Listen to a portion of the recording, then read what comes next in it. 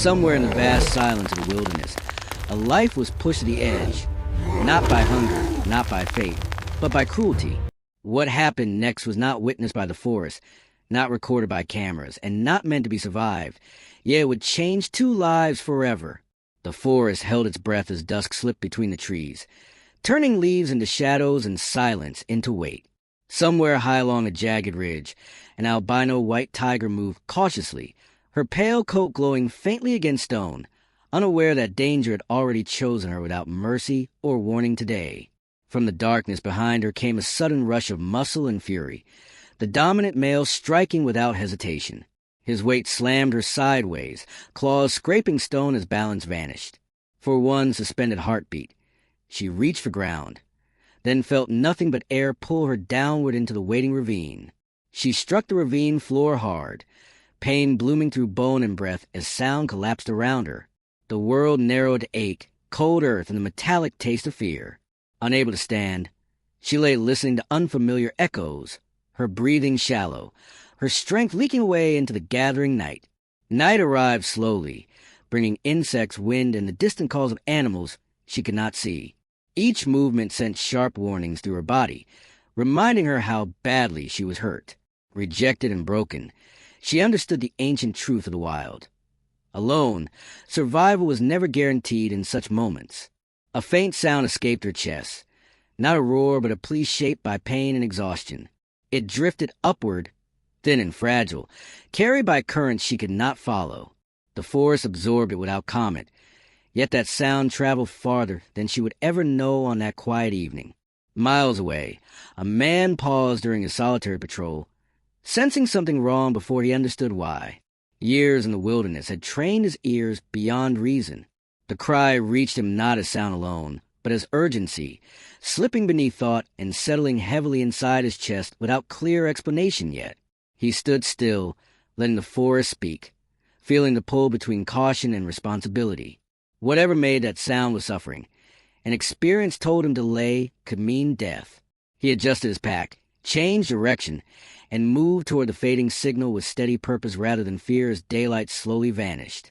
Back in the ravine, the albino tiger drifted between wakefulness and shadow, clinging to instinct alone. Cold pressed close, and each breath felt earned. Yet somewhere beyond pain, something stirred, not hope exactly, but the faint awareness that she was no longer unseen by the living world above her still. The forest seemed unchanged as stars appeared, indifferent to both predator and prey. Roots and stones held memory, but offered no comfort. The tiger listened, waiting, conserving what little strength remained, unaware that her quiet endurance had already set another life in motion far beyond the ravine's rim tonight alone. High above, the man followed instinct through brush and rock, guided by a sense older than language. He did not know what awaited him, only that turning back was impossible. Some calls demand answers, and once heard, they reshape the path of whoever listens, even against reason, safety, and comfort. Below, the tiger's eyes closed briefly, surrendering to exhaustion while clinging to breath. Her body was damaged, her future uncertain, yet life persisted stubbornly within her. The wild had taken much, but it had not taken everything. Not yet, not on this night beneath the open sky, unseen, breathing, waiting. Neither knew it then, but awareness had bridged the distance between them. Without word or promises, fate had shifted quietly, carried by pain, attention, and choice. In the vast indifference of the wilderness, one life had been noticed, and that simple act would change everything for both of them forever. By the time the man reached the edge of the ravine, the forest had fully surrendered to night. Moonlight spilled unevenly across broken stone, revealing a depth that made his stomach tighten. He knelt carefully and listened again, and this time the sound came clearly, a labored breath rising from far below, fragile and fading. The descent was slow and deliberate. Loose rocks shifted under his boots, and thorn branches tore quietly at his sleeves. He moved with patience learned from years in the wild, anchoring each step before trusting it.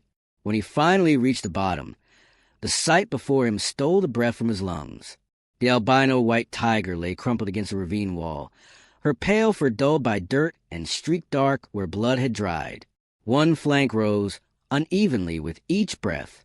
Her eyes opened when she sensed him, wide and glassy, filled not with aggression but with raw, animal terror shaped by pain and exhaustion. He stopped several paces away and lowered himself slowly to the ground, making his body small. He knew better than to rush, better than to reach. In her eyes, he was not a rescuer or a man with good intentions. He was simply another threat, standing where danger had already come from.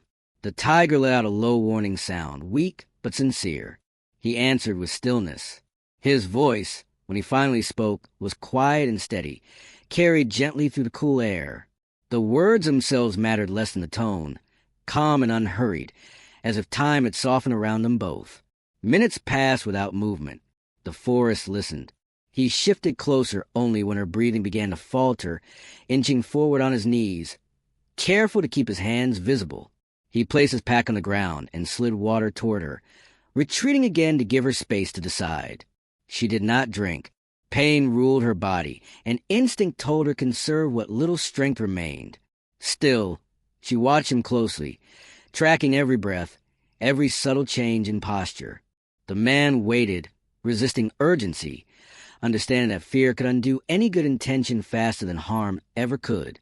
As he examined her injuries from a distance, a sound rippled through the darkness above them. A low growl rolled across the stone walls, distant but unmistakable. The man froze. His heart quickened as he scanned the ridge, aware that the wilderness does not easily surrender its conflicts. The tiger sensed it too. Her muscles tensed despite the pain, and a faint snarl escaped her throat.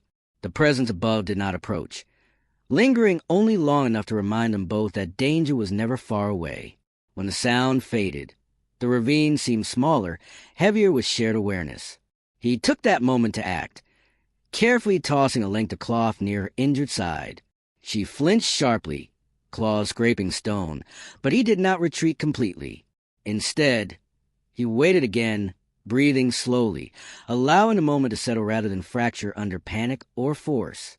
Eventually, her tension softened. Not trust, not yet, but exhaustion loosening its grip just enough. He used that fragile opening to clean her wounds as best he could, working with deliberate gentleness, stopping whenever her body trembled too hard. Each movement was a question, not a command. Hours passed in quiet cooperation, shaped by restraint. He stayed beside her through the cold, offering warmth without closeness, presence without possession. Somewhere between pain and patience, something shifted. The tiger no longer watched him as an enemy, but as something unfamiliar and uncertain. When dawn finally brushed the ravine with pale light, both remained where they were, changed in ways neither could name. Trust had not fully arrived, but fear had loosened its hold. In the space between instinct and intention, a fragile bond had begun to breathe. The days that followed unfolded with a quiet rhythm shaped by patience rather than urgency.